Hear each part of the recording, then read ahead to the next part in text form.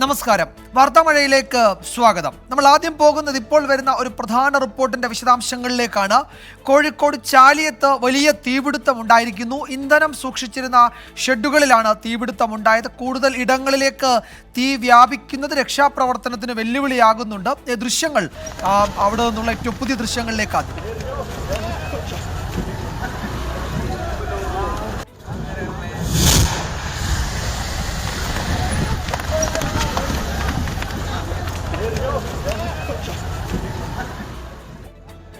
ഷഹദ് റഹ്മാൻ വിവരങ്ങൾ നൽകും കോഴിക്കോട്ട് നിന്ന്. ഷഹദ്, തീ നിയന്ത്രണ വിധേയമായിട്ടുണ്ടോ? എന്താണ് ഏറ്റവും പുതിയ വിവരങ്ങൾ? വിജയകുമാർ, ഏകദേശം 8:25 കൂടിയിട്ടാണ് ഇത്തരത്തിൽ ഈ ചാലിയത്ത് ഇത്തരത്തിലൊരു തീപിടുത്തം ഉണ്ടാകുന്നത്. ഇന്ധനം സൂക്ഷിച്ചിരുന്ന ഷെഡുകളിലാണ് തീ പിടിച്ചത് എന്നുള്ള കാര്യമാണ് അവിടെയുള്ള നാട്ടുകാർ നമ്മളുമായി പങ്കുവെച്ചിട്ടുള്ളത്. ആദ്യമേ പറയട്ടെ, ഇത് കേൾക്കുന്ന അല്ലെങ്കിൽ കാണുന്ന പ്രേക്ഷകരോട് ഇപ്പോൾ നമ്മൾ പങ്കുവെക്കുന്നത് അത്രയും പ്രാഥമികമായിട്ട് നമുക്ക് ലഭ്യമായിട്ടുള്ള വിവരങ്ങളാണ്. അവിടെയുള്ള നാട്ടുകാർ, അതുപോലെ തന്നെ ഈ ചാലിയാർ ഈ തീരത്തുണ്ടായിരുന്ന ആളുകളൊക്കെ നമ്മളെ വിളിച്ചു പറഞ്ഞിട്ടുള്ള വിവരങ്ങളാണ് നമ്മൾ ഈ ഘട്ടത്തിൽ പങ്കുവെക്കുന്നത്. 8:20 കൂടിയിട്ടാണ് ഈ തീപിടുത്തം ഉണ്ടാകുന്നത്. വലിയ ശബ്ദത്തിൽ ഇങ്ങനെ പൊട്ടിത്തെറിക്കുന്നു. അപ്പോൾ നമ്മൾ ദൃശ്യങ്ങളിൽ കാണിക്കുന്നത് പോലെ തന്നെ വലിയ ശബ്ദത്തിൽ പൊട്ടിത്തെറിക്കുകയായിരുന്നു. പിന്നീട് ഈ തീ പലയിടങ്ങളിലേക്കായി പടരുകയാണ് ചെയ്തിട്ടുണ്ടായിരുന്നത്. നിലവിൽ 4ഓളം ഫയർ യൂണിറ്റുകൾ ഈ സംഭവ സ്ഥലത്തേക്ക് എത്തിയിട്ടുണ്ട്. മീഞ്ചന്ത ഫയർ സ്റ്റേഷനിൽ നിന്നുമാണ് ഇത്തരത്തിൽ ഈ ഫയർ എഞ്ചിനുകൾ ഇവിടേക്ക് എത്തിയിട്ടുള്ളത് എന്നുള്ളതാണ് നമുക്ക് ഇപ്പോൾ ലഭ്യമാകുന്ന വിവരം. അത് ആദ്യഘട്ടത്തിൽ ഒരു ചെറിയ തീപിടുത്തമാണ് എന്ന രീതിയിലായിരുന്നു ആളുകൾ ഇതിനെ കണ്ടിട്ടുണ്ടായിരുന്നത്. കാരണം ഇതിനു മുൻപ് സമാനമായ സ്ഥലത്ത് തീപിടുത്തം ഉണ്ടായിട്ടുണ്ടായിരുന്നു എന്നുള്ളതാണ് അവിടെയുള്ള നാട്ടുകാർ നമ്മളോട് പങ്കുവെക്കുന്ന വിവരം. ഏകദേശം 3 വർഷങ്ങൾക്ക് മുൻപാണ് ചെറിയ രീതിയിൽ ഈ പ്രദേശത്ത് തീപിടുത്തം ഉണ്ടായിട്ടുള്ളത്.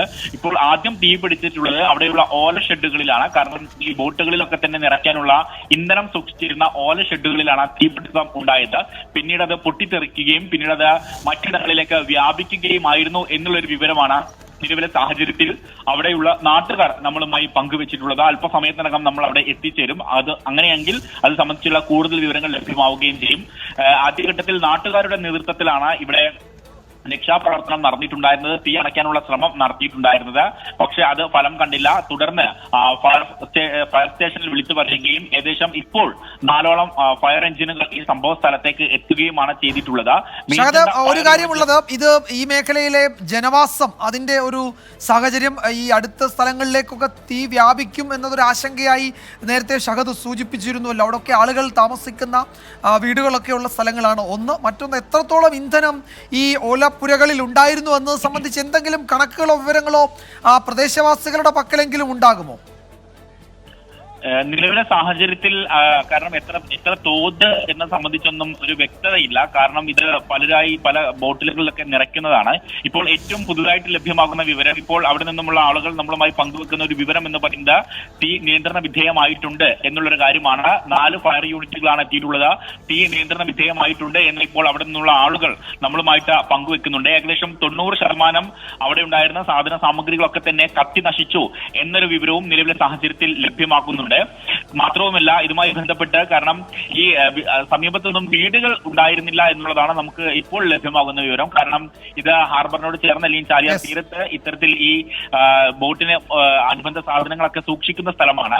അതുകൊണ്ട് അത്ര രീതിയിലുള്ള ആൾതാമസമുള്ള സ്ഥലമല്ല. അതേ സമയത്ത് ഇവിടെ ഈ ജീവനക്കാർ അല്ലെങ്കിൽ ഈ മത്സ്യബന്ധനത്തിന് പോകുന്ന തൊഴിലാളികളൊക്കെ തന്നെ ഉണ്ടാകുന്ന സ്ഥലമാണ്. പക്ഷെ നിലവിലെ സാഹചര്യത്തിൽ അത്തരം അപകടങ്ങളിലേക്ക്, അതായത് ആളുകൾക്ക് അപായം വരുന്ന രീതിയിലേക്ക് കാര്യങ്ങൾ കടന്നിട്ടില്ല എന്നതാണ് നിലവിൽ നമുക്ക് ലഭ്യമാകുന്ന വിവരം. അങ്ങനെയാണ് അവിടെയുള്ള ആളുകൾ ഇതുമായി ബന്ധപ്പെട്ട് നമുക്ക് പങ്കുവെക്കുന്ന വിവരവും. അതേ സമയത്ത് അവിടെ ഉണ്ടായിരുന്ന സാധനങ്ങൾ, പ്രത്യേകിച്ച് ഈ പ്ലാസ്റ്റിക് ഉപകരണങ്ങളൊക്കെയാണ് കൂടുതൽ ഈ പെട്ടികളും ഒക്കെ ആയിട്ട് ഉണ്ടാവുക.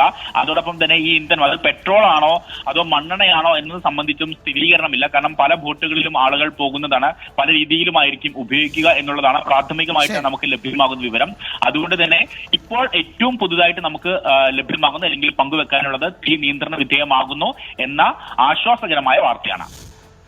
കോഴിക്കോട് ചാലിയത്താണ് വലിയ തീപിടുത്തം ഈ വൈകുന്നേരം ഉണ്ടായത്. ഇന്ധനം സൂക്ഷിച്ചിരുന്ന ഓലപ്പുരകൾക്ക് തീപിടിക്കുകയായിരുന്നു. കൂടുതൽ ഇടങ്ങളിലേക്ക് തീ വ്യാപിച്ചത് രക്ഷാപ്രവർത്തനത്തിന് വെല്ലുവിളിയായെങ്കിലും ഫയർഫോഴ്സും നാട്ടുകാരും ഒക്കെ ചേർന്നിപ്പോൾ തീ നിയന്ത്രണ വിധേയമായിട്ടുണ്ട് എന്നാണ് പുതിയ വിവരങ്ങൾ. ഷഹദ് റഹ്മാനാണ് വിവരങ്ങൾ വിശദാംശങ്ങൾ പങ്കുവച്ചത് കോഴിക്കോട്ട് നിന്ന്.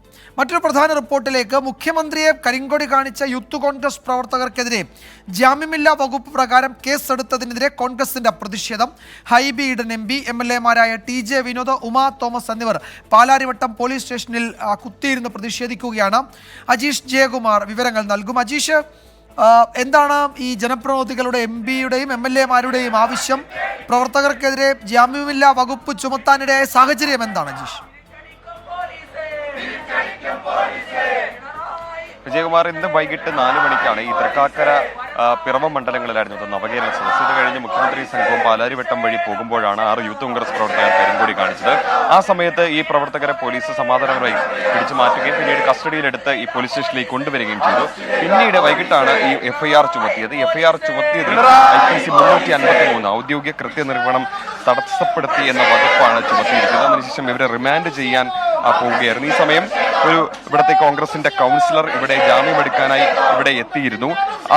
എത്തിയപ്പോഴാണ് ഈ വകുപ്പ് ചുമത്തിയ കാര്യം ഇവർ അറിയുന്നത്. എന്തായാലും ഇപ്പോൾ ഇവിടെ കോൺഗ്രസിന്റെ പ്രധാനപ്പെട്ട നേതാക്കളടക്കം ഇവിടെ എത്തിയിട്ടുണ്ട്. MP ഉണ്ട്, MLA-മാരുണ്ട്. ഈ നേതാക്കൾ ഇപ്പോൾ പറയുന്നത് ഈ പ്രവർത്തകരെ വിട്ടയക്കാതെ പോലീസ് സ്റ്റേഷന് മുന്നിൽ കുത്തിയിരിപ്പ് പ്രതിഷേധം അവസാനിപ്പിക്കില്ലെന്നാണ്. Hibi Eden MLA Shiyas DC president, എന്താണ് ഈ കോൺഗ്രസ് പ്രവർത്തകരുടെ ആവശ്യം? ഈ പ്രവർത്തകരെ വിട്ടയക്കാതെ ഇവിടെ നിന്ന് പോവില്ലെന്നാണോ നിലപാട്? അല്ല, പോലീസ് യാതൊരു രീതിയിലും പ്രകോപനം ഉണ്ടാക്കാതെ നടത്തിയ ഒരു സമാധാനപരമായിട്ടുള്ള ഒരു കരിങ്കൊടി പ്രതിഷേധമാണ്. പക്ഷെ പോലീസാണ് ഇതിനകത്ത് പ്രകോപനം ഉണ്ടാക്കിയത്. പോലീസാണ് ആസൂത്രിതമായി ഗൂഢാലോചന നടത്തി ജാമ്യമില്ലാത്ത വകുപ്പിട്ട് കേസെടുത്തത്. എന്തിനാണ് പിന്നെ ആദ്യം ജാമ്യത്തിൽ കച്ചീട്ട് എഴുതി ജാമ്യക്കാരനെ വെച്ച് എന്തുകൊണ്ടാണ് ജാമ്യത്തിൽ വിട്ടത്? പോലീസ് ജാമ്യത്തിൽ വിട്ടതിന് ശേഷമാണ് പോലീസ് രണ്ടാമത് FIR ഇട്ടിരിക്കുന്നത്. അപ്പൊ ഇതിനകത്ത് ഗൂഢാലോചന നടത്തിയത് പോലീസിനാണ്. അപ്പൊ ഇതിന് പോലീസ് ഉദ്യോഗസ്ഥന്മാരാണ് ഇതിനകത്ത് സമാധാനം പറയേണ്ടത്. അപ്പൊ യാതൊരു രീതിയിലും എത്രയോ സമരങ്ങൾ ഈ നാട്ടിൽ നടക്കുന്നു. ഈ സമരങ്ങളെ എങ്ങനെയാണ് പോലീസ് നേരിടുന്നതെന്ന്, എങ്ങനെയാണ് കേസെടുക്കുന്നതെന്ന് നമുക്ക് എല്ലാവർക്കും അറിയാം. സ്വാഭാവികമായി ഒരു നിസ്സാര വകുപ്പിട്ട് കേസെടുക്കേണ്ട ഒരു കേസ് ജാമ്യമില്ലാത്ത വകുപ്പിട്ട് പിണറായി വിജയനെതിരെ മുദ്രാവാക്യം ഉയർത്തി കരിങ്കൊടി കാണിച്ചതിന് ജയിലിൽ അടക്കണമെന്ന് പിണറായി വിജയൻ അങ്ങോട്ട് തീരുമാനിക്കുകയാണെങ്കിൽ അങ്ങനെ ഒരു നാടല്ലല്ലോ നമ്മുടെ നാട്. നമ്മുടെ നാട്ടിൽ എത്രയോ സമരങ്ങൾ നടന്നിരിക്കുന്നു. അപ്പൊ ആദ്യം ജാമ്യത്തിൽ വിട്ട ആ ജാമ്യത്തിൽ വിടുക, രണ്ടാമതിട്ട് FIR റദ്ദാക്കുക. ഞങ്ങളുടെ ആവശ്യം ഇതാണ്. അത് അനുഭവിച്ച് കിട്ടുന്നവരെ സമരം ശക്തമായി മുന്നോട്ട് പോകും. ഒരു സംശയമില്ല അക്കാര്യത്തിൽ. ഹൈബി ഈഡൻ MP ഇത്തവണ രക്ഷാപ്രവർത്തനം അടക്കമുള്ള കാര്യങ്ങളൊന്നും ഉണ്ടായിരുന്നില്ല. പോലീസ് പ്രവർത്തകർ സമാധാനപരമായിട്ടായിരുന്നു പ്രതിഷേധം നടത്തിയെന്നാണ് പറയുന്നത്. അല്ല, ഒരു ഭരണകൂട ഭീകരതയുടെ ഏറ്റവും വലിയ ഉദാഹരണമാണ് ഇന്ന് നമുക്ക് കാണാൻ സാധിക്കുന്നത്. കാരണം യൂത്ത് കോൺഗ്രസിന്റെ പ്രവർത്തകർ 7 പേര് കരിങ്കൊടി കാണിക്കുക എന്ന് പറയുന്നത് യൂത്ത് കോൺഗ്രസിന്റെ സമരത്തിന്റെ ഭാഗമാണ്. നവകേരള സദസ്സിന് പോയ മുഖ്യമന്ത്രിക്കും മന്ത്രിമാർക്കുമെതിരെ കരിങ്കൊടി കാണിച്ചു. നിങ്ങൾക്ക് എല്ലാവർക്കും വിഷ്വൽസ് പരിശോധിച്ചാൽ അറിയാം. യാതൊരു തരത്തിലുമുള്ള പൊതുമുതൽ നശിപ്പിക്കുകയോ ഉദ്യോഗസ്ഥരെ കയ്യേറ്റം ചെയ്ത് അവരെ ആക്രമിക്കുകയോ അവർക്ക് പരിക്ക് പറ്റുകയോ നോൺ ബെയിലബിൾ ഒഫൻസ് ചാർജ് ചെയ്യാൻ തക്ക ഒരു കേസും നിലവിലില്ല. ഇവിടെ കൗൺസിലർ ശ്രീ സക്കീറിന്റെ നേതൃത്വത്തിൽ അയാളുടെ ജാമ്യത്തിന്റെ അടിസ്ഥാനത്തിൽ അയാളുടെ ഐഡന്റിറ്റി കാർഡ് മേടിച്ച് ജാമ്യം തയ്യാറാക്കി വെറുതെ വിടാൻ തീരുമാനിച്ച ആളുകളെ CPM-ന്റെ സമ്മർദ്ദം കൊണ്ട് മാത്രം ഉന്നത ഉദ്യോഗസ്ഥർ ഇടപെട്ടുകൊണ്ട് അത് തടഞ്ഞ് പുതിയൊരു FIR ഇട്ടിരിക്കുകയാണ്. ഇത് പരിപൂർണമായ ഫാഷിസമാണ്. ഒരു കാരണവശാലും ഇത് അംഗീകരിക്കാൻ സാധിക്കില്ല. ഇതിനെതിരെ ശക്തമായ പ്രതികരണം ഉണ്ടാകും. ഇതിനെതിരെ ശക്തമായി കരിങ്കൊടി ഇനിയും പല സ്ഥലങ്ങളിൽ ഞങ്ങൾ കാണിക്കും. അതുമാത്രമല്ല, യൂത്ത് കോൺഗ്രസിന്റെ ഈ പ്രവർത്തകരെ, ഈ 7 പേരെ വിടുന്നത് വരെ ഒരു കാരണവശാലും നീതീകരിക്കാൻ കഴിയാത്ത രീതിയിലാണ് അവരെ തടങ്കലിൽ വെച്ചിട്ടുള്ളത്. അവർക്ക് ജാമ്യം കൊടുത്തില്ലെങ്കിൽ ശക്തമായി ഞങ്ങളുടെ പ്രതിഷേധവുമായി ഞങ്ങൾ മുന്നോട്ട് പോകും. ഇതാണ് നേതാക്കൾ പറയുന്നത്. പ്രവർത്തകരെ ജാമ്യത്തിൽ വിടണം, അല്ലെങ്കിൽ ഈ പോലീസ് സ്റ്റേഷന് മുന്നിലുള്ള കുത്തിയിരിപ്പ് സമരം അവസാനിപ്പിക്കില്ല എന്നാണ് നേതാക്കൾ പറയുന്നത്. എന്തായാലും 7 പേരാണ് പാലാരിവട്ടം പോലീസിന്റെ കസ്റ്റഡിയിലുള്ളത്. ഇവർക്കെതിരെ ജാമ്യമില്ലാത്ത വകുപ്പ് ചുമത്തിയാണ് കേസെടുത്തിട്ടുള്ളത്. ജനപ്രതിനിധികളുടെ നേതൃത്വത്തിലാണ് കോൺഗ്രസിന്റെ പ്രതിഷേധം പാലാരിവട്ടം പോലീസ് സ്റ്റേഷന് മുന്നിൽ നടക്കുന്നത്. ഈ കേസിൽ പോലീസ് നേരത്തെ ജാമ്യം നൽകുന്ന വകുപ്പുകൾ ചുമത്തിയെങ്കിൽ പിന്നീട് അതിൽ ജാമ്യമില്ലാ വകുപ്പുകൾ കൂടി ചേർത്തു എന്ന ഗുരുതരമായ ആരോപണമാണ് മുന്നോട്ട് വയ്ക്കുന്നത്. അതിൽ അവരെ ജാമ്യം നൽകി സ്റ്റേഷൻ ജാമ്യത്തിൽ വിടുന്നത് വരെ പ്രതിഷേധം തുടരുമെന്നാണ് എംപിയും MLA-മാരും അടങ്ങുന്ന കോൺഗ്രസ് നേതാക്കൾ അറിയിച്ചിരിക്കുന്നത്. അജീഷ് ജയകുമാറാണ് വിവരങ്ങൾ നൽകിയത്. അതേസമയം കേന്ദ്ര സർക്കാരിനും BJP-ക്കും കേരളത്തോട് വിരോധമാണെന്ന് മുഖ്യമന്ത്രി പിണറായി വിജയൻ. സംസ്ഥാനത്തിന്റെ സ്വാഭാവിക വളർച്ച കേന്ദ്രം തടസ്സപ്പെടുത്തുന്നുവെന്നും മുഖ്യമന്ത്രി കുറ്റപ്പെടുത്തി. എറണാകുളം ജില്ലയിൽ പര്യടനം തുടരുന്ന നവകേരള സദസ്സിൽ സംസാരിക്കുകയായിരുന്നു മുഖ്യമന്ത്രി. മുഖ്യമന്ത്രിക്ക് നേരെ തൃക്കാക്കരയിലും പിറവത്തും കരിങ്കൊടി പ്രതിഷേധമുണ്ടായി. കേന്ദ്ര സർക്കാരിനെതിരായ കടന്നാക്രമണമായിരുന്നു മുഖ്യമന്ത്രിയുടെ പ്രസംഗത്തിലേറെയും. സംസ്ഥാനത്തിന്റെ സ്വാഭാവിക വളർച്ച കേന്ദ്രം തടയുന്നതായി മുഖ്യമന്ത്രി കുറ്റപ്പെടുത്തി. ഒരു സംസ്ഥാനത്തെ സ്വാഭാവികമായ വളർച്ച തടയുന്നതിനുള്ള നടപടികൾ കേന്ദ്ര ഗവൺമെന്റിനെ കൊണ്ട് സ്വീകരിപ്പിക്കുക. ഒരു കാലത്തും അത്തരമൊരു നടപടി കേന്ദ്ര ഗവൺമെന്റിൻ്റെ ഭാഗത്തു നിന്ന് ഉണ്ടാകാൻ പാടില്ലാത്തതാണ്. നവകേരള സദസ്സിന് സുരക്ഷയൊരുക്കാൻ കാക്കനാട് കളക്ടറേറ്റിന് മുൻപിൽ നിന്ന് സർഫാസി വിരുദ്ധ സമരസമിതിക്കാരെ പോലീസ് അറസ്റ്റ് ചെയ്ത് നീക്കി. സമരക്കാർ മുഖ്യമന്ത്രിക്ക് നേരെ പ്രതിഷേധിക്കാൻ സാധ്യതയുണ്ടെന്ന നിഗമനത്തിലാണ് പോലീസ് ഇവരെ ബലം പ്രയോഗിച്ച് ഒഴിപ്പിച്ചത്. തൃക്കാക്കരയിൽ മുഖ്യമന്ത്രിയെ യൂത്ത് കോൺഗ്രസ് പ്രവർത്തകർ കരിങ്കൊടി കാണിച്ചു.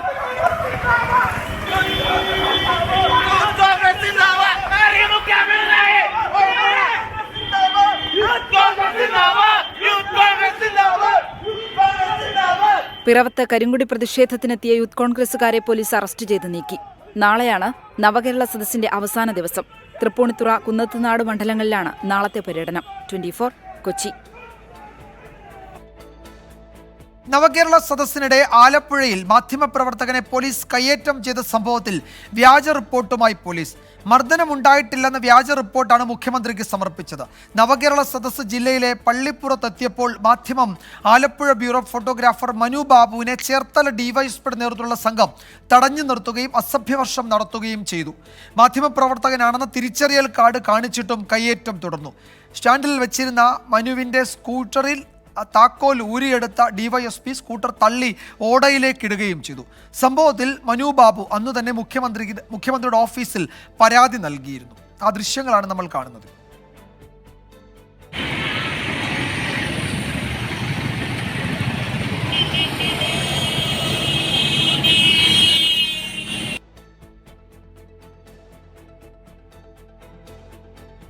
ഇന്നത്തെ മറ്റു ചില പ്രധാന റിപ്പോർട്ടുകളിലേക്ക് വാർത്താമഴ കടക്കുന്നു. പ്രധാനമന്ത്രിയുടെ ക്രിസ്മസ് വിരുന്നിൽ പങ്കെടുത്ത ബിഷപ്പുമാരെ വിമർശിച്ച മന്ത്രി സജി ചെറിയാനെതിരെ കേരള കാത്തലിക് ബിഷപ്പ് കൗൺസിലും പ്രതിപക്ഷവും. ഉന്നത സ്ഥാനത്തിരിക്കുന്നവർ സംസ്കാര സമ്പന്നമായ ഭാഷ ഉപയോഗിക്കണമെന്ന് KCBC വക്താവ് ഫാദർ ജേക്കബ് പാലക്കാപ്പള്ളി പറഞ്ഞു. അതേസമയം സജി ചെറിയാനെ പിന്തുണച്ച് മുഖ്യമന്ത്രി പിണറായി വിജയൻ രംഗത്തെത്തി. ഇഷ്ടമില്ലാത്ത ആളുകളെ അപകീർത്തിപ്പെടുത്താൻ മുഖ്യമന്ത്രി ചിലരെ ചുമതലപ്പെടുത്തിയിരിക്കുകയാണെന്ന് പ്രതിപക്ഷ നേതാവ് VD സതീശൻ കുറ്റപ്പെടുത്തി. കാണാം ഇന്നത്തെ ലീഡ് സ്റ്റോറി.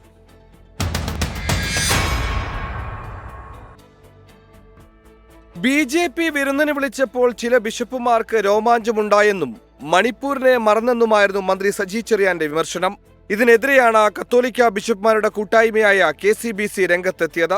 മതമേലധ്യക്ഷന്മാരെ അവഹേളിക്കാൻ സജി ചെറിയാന്റെ പാർട്ടിക്ക് പ്രത്യേക നിഘണ്ടു ഉണ്ടെന്ന് KCBC വക്താവ് ഫാദർ ജേക്കബ് പാലപ്പള്ളി.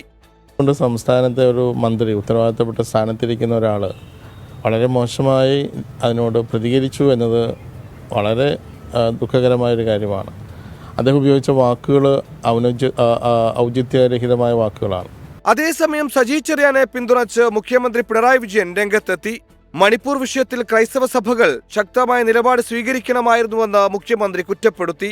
എല്ലാവിധ പീഡനങ്ങൾക്കും ഇരയാകുന്നവർക്ക് രക്ഷ നൽകാൻ, അക്രമികളെ നിലക്ക് നിർത്താൻ ഒരു ചെറുവിരൽ പോലും അനക്കാൻ തയ്യാറാകാത്ത ആ ഉന്നത സ്ഥാനീയനൊക്കെ ഇപ്പോൾ ഏതെങ്കിലും തരത്തിൽ 4 വോട്ട് പോരട്ടെ എന്ന തരത്തിൽ ചില സൗഹാർദ്ദ നീക്കങ്ങൾ നടത്തുമ്പോൾ അതും എല്ലാവർക്കും മനസ്സിലാക്കാൻ കഴിയുന്നതേയുള്ളൂ. ക്രൈസ്തവ സഭാ നേതാക്കളെ പിന്തുണച്ചും സജി ചെറിയാനെ വിമർശിച്ചും കോൺഗ്രസ് നേതാക്കൾ രംഗത്തെത്തി. ഇഷ്ടമില്ലാത്ത ആളുകളെ അപകീർത്തിപ്പെടുത്താൻ ചിലരെ പറഞ്ഞുവിട്ടിരിക്കുകയാണ് മുഖ്യമന്ത്രി. MM മണിയും സജി ചെറിയാനുമൊക്കെ അത്തരത്തിലാണ് പ്രതികരിക്കുന്നതെന്ന് പ്രതിപക്ഷ നേതാവ് കുറ്റപ്പെടുത്തി. ഇത് CPM നേതൃത്വത്തിന്റെ മുഖ്യമന്ത്രിയുടെ അറിവോടുകൂടി ഞാൻ നേരത്തെ പറഞ്ഞിട്ടുണ്ട്, മാന്യമായി ജീവിക്കുന്ന ആളുകളുടെ വീടിന് മുന്നിലേക്ക് പണ്ട് ചില പ്രമാണിമാര് കള്ളു കുടിപ്പിച്ചിട്ട് ഒരാളെ പറഞ്ഞു വിടും ചീത്ത വിളിക്കാൻ വേണ്ടി. അതുപോലെ ചില മന്ത്രിമാരെയും ചില CPM നേതാക്കന്മാരെയും മര്യാദയ്ക്ക് ജീവിക്കുന്ന ആളുകളെ അപകീർത്തിപ്പെടുത്താൻ വേണ്ടിയിട്ട് പറഞ്ഞു വിട്ടിരിക്കുന്ന ഒരു കാര്യമാണ്. ബിഷപ്പുമാരുടേത് സൗഹൃദ സന്ദർശനമായി കണ്ടാൽ മതിയെന്ന് രമേശ് ചെന്നിത്തല പറഞ്ഞു. വിഷയം രാഷ്ട്രീയ ആയുധമാക്കുകയാണ് BJPയും. കേരളത്തിലെ ഒരു സമുദായത്തെ അടച്ചാക്ഷേപിച്ചുകൊണ്ട് സംസ്ഥാനത്തിന്റെ ഭരണം കൈയാളുന്ന ഒരു മന്ത്രി ഈ തരത്തിലുള്ള പ്രസ്താവനകൾ നടത്തുന്നത് ഒരുപക്ഷെ സജി ചെറിയാന്റെ ചരിത്രം പരിശോധിക്കുന്നവർക്ക് അത്ഭുതമുണ്ടാവില്ലെങ്കിലും കേരളത്തിലെ ജനങ്ങളെ സംബന്ധിച്ചിടത്തോളം അങ്ങേയറ്റം അധിക്ഷേപകരമായിട്ടുള്ള പരാമർശങ്ങളാണ് നടത്തിയിട്ടുള്ളത്. പ്രധാനമന്ത്രി നടത്തിയ ക്രിസ്മസ് വിരുന്നിൽ പങ്കെടുത്തതിൽ രാഷ്ട്രീയം കാണേണ്ടെന്നാണ് KCBC നിലപാട്. മന്ത്രിയുടെ പ്രസ്താവനയിൽ മറ്റു ക്രൈസ്തവ സഭകൾക്കും അതൃപ്തിയുണ്ട്. 24 കൊച്ചി. ആലപ്പുഴ പുന്നപ്ര വടക്ക് CPM ലോക്കൽ കമ്മിറ്റി ഓഫീസ് ഉദ്ഘാടനത്തിനിടെയായിരുന്നു മന്ത്രി സജി ചെറിയാന്റെ ആ വിവാദമായ പ്രസ്താവന. എന്താണ് അദ്ദേഹം പറഞ്ഞതെന്ന് നമുക്ക് പരിശോധിക്കാം. നമ്മുടെ ക്രിസ്ത്യാനികളായ ബിഷപ്പുമാരെ എല്ലാം വിളിച്ച് ഈയിടെ ഒരു അത്താഴം കൊടുത്തു, കുറച്ച് കേക്കൊക്കെ മുറിച്ചു. അപ്പൊ ചില ബിഷപ്പുമാർക്കൊക്കെ അതെങ്കിൽ പ്രത്യേക രോമാഞ്ചമുണ്ട്. BJP നേതാക്കന്മാരെ വിളിച്ചാൽ പ്രത്യേക രോമാഞ്ചം. അപ്പൊ അങ്ങനെ രോമാഞ്ചം കൂടി കുറച്ചുപേര് പോയി ഡൽഹിയിൽ. കേക്കിന്റെ പീസും പിന്നെ മുന്തിരിങ്ങ ഇട്ട് വാറ്റിയ സാധനവും മറ്റ് അത്യാവശ്യ കാര്യങ്ങൾ. വാറ്റിയ സാധനം എന്ന് പറഞ്ഞാൽ മറ്റേ ഇതുള്ളതല്ല, മറ്റേ ഇത് ബീച്ച്, അതും എല്ലാം കഴിച്ച് സ്തുതിയൊക്കെ പാടിപ്പോയി. ഈ പോയ ആളുകൾ ഒരു വാക്ക് മണിപ്പൂരിൽ ഞങ്ങൾ പ്രതിദാനം ചെയ്യുന്ന സമൂഹത്തിൽപ്പെട്ട 100 കണക്കിന് ആളുകളെ കശാപ്പ് ചെയ്യുന്നു. ഇന്ത്യയുടെ പ്രധാനമന്ത്രി ഒന്നിടപെട്ടൊരു വാക്ക് പറഞ്ഞു. അയോധ്യ വിധിയിൽ വിശദീകരണം.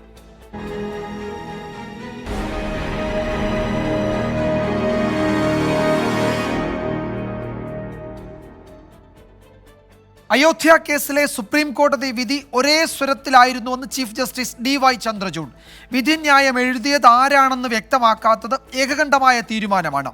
ആർട്ടിക്കിൾ 370 റദ്ദാക്കിയ വിധിക്കെതിരെയുള്ള വിമർശനങ്ങളോട് പ്രതികരിക്കാനില്ലെന്നും ചീഫ് ജസ്റ്റിസ് പറഞ്ഞു. വാർത്താ ഏജൻസിക്ക് നൽകിയ അഭിമുഖത്തിലാണ് ചീഫ് ജസ്റ്റിസിന്റെ വിശദീകരണം. സംഘർഷങ്ങളുടെ ചരിത്രവും വിവിധ കാഴ്ചപ്പാടുകളും ഉണ്ടായിരുന്നിട്ടും അയോധ്യ കേസിൽ ഒരേ സ്വരത്തിലായിരുന്നു 2019 സുപ്രീം കോടതി പുറപ്പെടുവിച്ച വിധി. വിധിന്യായം എഴുതിയത് ആരാണെന്ന് വ്യക്തമാക്കേണ്ടെന്ന തീരുമാനം ജഡ്ജിമാർ ഏകകണ്ഠമായി സ്വീകരിച്ചുവെന്നും ചീഫ് ജസ്റ്റിസ് DY ചന്ദ്രചൂഡ് വാർത്താ ഏജൻസിക്ക് നൽകിയ അഭിമുഖത്തിൽ പ്രതികരിച്ചു. ആർട്ടിക്കിൾ 370 റദ്ദാക്കിയ വിധിക്കെതിരെയുള്ള വിമർശനങ്ങളോട് ചീഫ് ജസ്റ്റിസ് പ്രതികരിച്ചില്ല. സ്വവർഗ വിവാഹ കേസിലെ വിധി വ്യക്തിപരമല്ലെന്നും പശ്ചാത്താപമില്ലെന്നും ചന്ദ്രചൂഡ് വ്യക്തമാക്കി. ദീർഘവും കഠിനവുമായ യുദ്ധമായിരുന്നു ഹർജിക്കാരുടേതെന്നും ചന്ദ്രചൂഡ് വിശേഷിപ്പിച്ചു. ബെഞ്ചിനെതിരായി ഉയരുന്ന വിമർശനങ്ങളെപ്പറ്റിയുള്ള ചോദ്യങ്ങൾക്ക് സുപ്രീം കോടതി വിശ്വാസ്യത എക്കാലത്തും നിലനിർത്തുന്നുണ്ട് എന്നായിരുന്നു ചീഫ് ജസ്റ്റിസിന്റെ മറുപടി. 24 ഡൽഹി. അയോധ്യ രാമക്ഷേത്ര പ്രതിഷ്ഠയുടെ പ്രചാരണ പരിപാടികൾക്ക് ഔദ്യോഗിക തുടക്കം. അയോധ്യയിലെ താൽക്കാലിക ക്ഷേത്രത്തിൽ പൂജിച്ച അക്ഷതം രാജ്യത്ത് എല്ലായിടങ്ങളിലും എത്തിക്കും. ക്ഷണം ലഭിച്ചില്ലെങ്കിലും പ്രതിഷ്ഠാ ചടങ്ങിൽ പങ്കെടുക്കുമെന്ന് ഹിമാചൽ പ്രദേശ് മുഖ്യമന്ത്രി സുഖ്വീന്ദർ സിംഗ് സുഖു പറഞ്ഞു. രാമക്ഷേത്രത്തിന്റെ കാര്യത്തിൽ രാഷ്ട്രീയമില്ലെന്ന് കേന്ദ്ര പ്രതിരോധ മന്ത്രി രാജ്നാഥ് സിംഗ് പ്രതികരിച്ചു. പ്രാണപ്രതിഷ്ഠാ ചടങ്ങിൽ സോണിയാഗാന്ധി പങ്കെടുക്കുമെന്ന് തന്നെ കരുതുന്നതായുള്ള വിശ്വ ഹിന്ദു പരിഷത്തിന്റെ പ്രതികരണത്തിന് പിന്നാലെയാണ് സുഖ്വീന്ദർ സിംഗ് സുഖുവിന്റെ നയം വ്യക്തമാക്കൽ. തന്നെ അയോധ്യയിലേക്ക് പോകാൻ ആരും ക്ഷണിക്കേണ്ടതില്ല, ക്ഷണിച്ചില്ലെങ്കിലും താൻ അയോധ്യയിലേക്ക് പോകുക തന്നെ ചെയ്യുമെന്ന് അദ്ദേഹം വ്യക്തമാക്കി.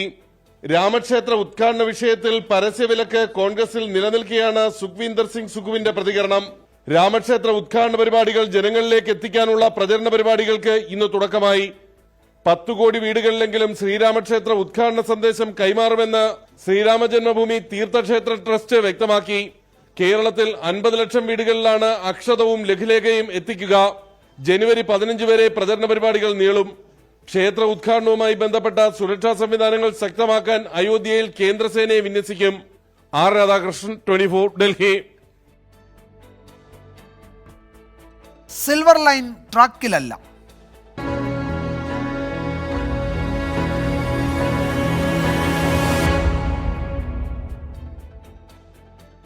സിൽവർ ലൈൻ പദ്ധതിക്ക് 1 ഇഞ്ച് ഭൂമി പോലും വിട്ടുകൊടുക്കാനാവില്ലെന്ന് റെയിൽവേ. കേന്ദ്ര റെയിൽവേ ബോർഡിന് സമർപ്പിച്ച റിപ്പോർട്ടിലാണ് ദക്ഷിണ റെയിൽവേ എതിർപ്പ് വ്യക്തമാക്കുന്നത്. സിൽവർ ലൈൻ ഭാവിയിൽ റെയിൽവേ വികസനത്തെ തടസ്സപ്പെടുത്തുമെന്നും അധിക ബാധ്യതയ്ക്ക് കാരണമാകുമെന്നും റിപ്പോർട്ടിൽ പറയുന്നുണ്ട്.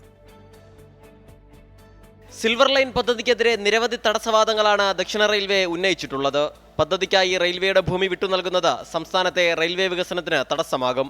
നിലവിൽ സർവീസ് നടത്തുന്ന ട്രെയിനുകളുടെ വേഗം കൂട്ടുന്നതിനെ ഇത് ബാധിക്കും. പദ്ധതിയുടെ അലൈൻമെന്റ് അന്തിമമാക്കിയപ്പോൾ റെയിൽവേയുമായി ചർച്ച നടത്തിയിട്ടില്ലെന്നും റിപ്പോർട്ടിൽ കുറ്റപ്പെടുത്തുന്നു.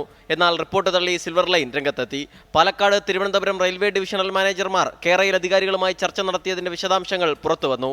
റെയിൽവേയുടെ ഭൂമി വിനിയോഗിക്കുന്ന വ്യവസ്ഥകൾ പാലിച്ചാണ് സിൽവർ ലൈൻ എന്ന് ചർച്ചയിൽ വ്യക്തമാക്കിയിട്ടുണ്ട്. ഇതിന് പിന്നാലെയാണ് നേതാക്കളുടെ വാക്പോര്. പദ്ധതി കേന്ദ്രം അംഗീകരിച്ചാലും കേരളത്തിൽ നടപ്പാക്കാൻ അനുവദിക്കില്ലെന്ന് പ്രതിപക്ഷ നേതാവ് വി.ഡി. സതീശൻ പറഞ്ഞു. അത് അപ്രായോഗികമായ ഒരു പദ്ധതിയാണ്. ഒരു കാരണവശാലും കേരളത്തിൽ അത് നടപ്പാക്കാൻ ആകാത്ത പദ്ധതിയാണ്. ഇനി കേന്ദ്ര ഗവൺമെന്റ് സമ്മതിച്ചാലും സംസ്ഥാന ഗവൺമെന്റ് സമ്മതിച്ചാലും അത് നടപ്പാക്കാൻ ഞങ്ങൾ സമ്മതിക്കുകയില്ല. അത് കേരളത്തെ പാരിസ്ഥിതികമായി തകർക്കുന്ന, സാമ്പത്തികമായി തകർക്കുന്ന, വെറും കമ്മീഷന് വേണ്ടിയിട്ട് മാത്രമുള്ള ഒരു പദ്ധതിയാണ്. അതുകൊണ്ട് ഒരു പ്രയോജനം ഉണ്ടാവില്ല. 5 നയാ പൈസ ഉച്ചയ്ക്ക് കുട്ടികൾക്ക് ഉച്ചഭക്ഷണം കൊടുക്കാൻ പണമില്ലാത്ത സർക്കാരാണ് 2 ലക്ഷം കോടി രൂപ ഉപയോഗിച്ച് കേരളത്തിൽ റെയിൽ പണിയാൻ പോകുന്നത്. ദക്ഷിണ റെയിൽവേ വിചാരിച്ചാൽ സിൽവർ ലൈൻ പദ്ധതി തടയാനാകില്ലെന്ന് മന്ത്രി എം.ബി. രാജേഷ്. കേരളത്തോടുള്ള ഒരു വിവേചനത്തിന്റെ വേറൊരു ഉദാഹരണമായിട്ട് മാത്രമേ അതിനെ കാണാൻ പറ്റൂ. ഒരു തരത്തിലും ഇത് അനുവദിക്കില്ല എന്ന് BJP നേതാക്കൾ പ്രസ്താവന നടത്തിയത് ഇപ്പോൾ നമ്മൾ ഓർക്കേണ്ടതാണ്, ഇതുമായിട്ട് ചേർത്ത് വായിക്കേണ്ടതാണ്. അപ്പം അത്തരത്തിലുള്ള ചില ഇടപെടലുകളുടെ ഭാഗമാണെന്ന് സംശയിക്കേണ്ടിയിരിക്കുന്നു. എന്തെല്ലാം ഉണ്ടെങ്കിലും ആത്യന്തികമായി ഇതിന് നേരെ കണ്ണടയ്ക്കാനും മുഖം തിരിക്കാനും കേന്ദ്രത്തിന് കഴിയില്ല എന്ന ഉറച്ച വിശ്വാസമാണ് ഞങ്ങൾക്കുള്ളത്. കേന്ദ്ര സർക്കാരിന് പദ്ധതിയിൽ താൽപര്യമില്ലെന്നും സിൽവർ ലൈൻ അടഞ്ഞ അധ്യായമാണെന്നുമായിരുന്നു കേന്ദ്രമന്ത്രി വി. മുരളീധരന്റെ പ്രതികരണം. 24 തിരുവനന്തപുരം. കുലുങ്ങി വിറച്ച് ജപ്പാൻ.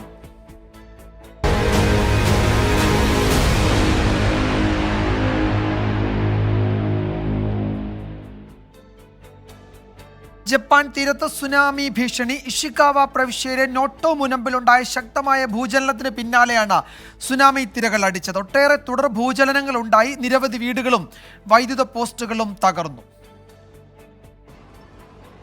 പ്രാദേശിക സമയം 4:30യോടെയാണ് ഇഷിക്കാവ പ്രവിശ്യയിൽ 7.4 തീവ്രതയുള്ള ഭൂകമ്പമുണ്ടായത്. 3 മണിക്കൂറിനിടെ 3 മുതൽ 5 വരെ തീവ്രതയുള്ള 40ഓളം തുടർചലനങ്ങളുമുണ്ടായി. ഇഷിക്കാവ, നിഗാറ്റ, ടൊയാമ, യമഗത, ഫുക്കുയി, ഹ്യോഗ്യോ പ്രവിശ്യകളിൽ ജപ്പാൻ കാലാവസ്ഥാ ഏജൻസി സുനാമി മുന്നറിയിപ്പ് നൽകി. 1.2 മീറ്ററോളം ഉയരമുള്ള തിരമാലകൾ ഇഷിക്കാവ പ്രവിശ്യയിലെ വാജിമ നഗരത്തിൽ അടിച്ചതായാണ് റിപ്പോർട്ട്. 30,000-ലേറെ വീടുകളിൽ വൈദ്യുതി മുടങ്ങി. നിരവധി വീടുകൾ തകർന്നു. പരുക്കേറ്റ നിരവധി പേരെ ആശുപത്രികളിൽ പ്രവേശിപ്പിച്ചു. തീരപ്രദേശത്തുള്ളവർ എത്രയും വേഗം ഒഴിയണമെന്ന് പ്രധാനമന്ത്രി ഫുമിയോ കിഷിദ നിർദ്ദേശിച്ചു. നോട്ടോ, ഇഷിക്കാവ പ്രദേശങ്ങളിൽ തിര 5 മീറ്ററോളം ഉയരാൻ സാധ്യതയുണ്ടെന്നാണ് മുന്നറിയിപ്പ്. ജപ്പാനിൽ ഇന്ത്യൻ എംബസി കൺട്രോൾ റൂം തുറന്നു. 817039301715 അല്ലെങ്കിൽ 817014920049 എന്നീ കൺട്രോൾ റൂം നമ്പറുകളിൽ സഹായത്തിനായി ബന്ധപ്പെടാം. International desk 24. ശബരിമലയിൽ അരവണ വിതരണത്തിൽ പ്രതിസന്ധി. തീർത്ഥാടകർക്കുള്ള അരവണ വിതരണം 5 ടിന്നായി പരിമിതപ്പെടുത്തി. ടിന്നുകൾക്ക് ക്ഷാമം നേരിടുന്നതാണ് വിതരണം കുറയ്ക്കാൻ കാരണം. ഇന്ന് 80,000-ലധികം അയ്യപ്പ ഭക്തരാണ് സന്നിധാനത്ത് എത്തിയത്.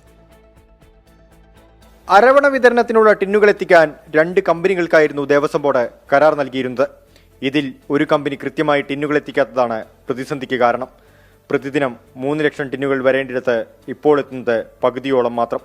ഇതോടെയാണ് തീർത്ഥാടകർക്കുള്ള അരവണ വിതരണം പരിമിതപ്പെടുത്താൻ ദേവസ്വം ബോർഡ് തീരുമാനിച്ചത്. നിലവിൽ ഒരാൾക്ക് 5 ടിൻ അരവണ മാത്രമാകും ലഭിക്കുക. പ്രതിസന്ധി മറികടക്കാനായി ദേവസ്വം ബോർഡ് ശനിയാഴ്ച ടെൻഡർ ക്ഷണിച്ചിരുന്നു. ഇതുപ്രകാരം പുതിയ 2 കരാറുകാരും ചേർന്ന് 1.5 ലക്ഷം കണ്ടെയ്നറുകൾ ദിവസേന എത്തിക്കാമെന്ന് ബോർഡിന് ഉറപ്പു നൽകിയിട്ടുണ്ട്. ഇപ്പോഴുള്ള പ്രതിസന്ധി ഇന്നു തന്നെ പരിഹരിക്കാൻ കഴിയുമെന്നാണ് ദേവസ്വം ബോർഡിന്റെ കണക്കുകൂട്ടൽ. ഇതിനിടെ മകരജ്യോതി ദർശനത്തിനെത്തുന്നവരുടെ തിരക്ക് പരിഗണിച്ച് വെർച്വൽ ക്യൂ പരിമിതപ്പെടുത്തണമെന്നാവശ്യപ്പെട്ട് ജില്ലാ പോലീസ് മേധാവി ദേവസ്വം ബോർഡിന് കത്ത് നൽകി. ഈ മാസം 14-ന് 40,000-ആയും മകരജ്യോതി തെളിയുന്ന 15-ന് 20,000-ആയും വെർച്വൽ ക്യൂ വഴി എത്തുന്നവരുടെ എണ്ണം കുറയ്ക്കണമെന്നാണ് പോലീസിന്റെ ആവശ്യം. 24 സന്നിധാനം. പോലീസിന്റെ രക്ഷാപ്രവർത്തനം.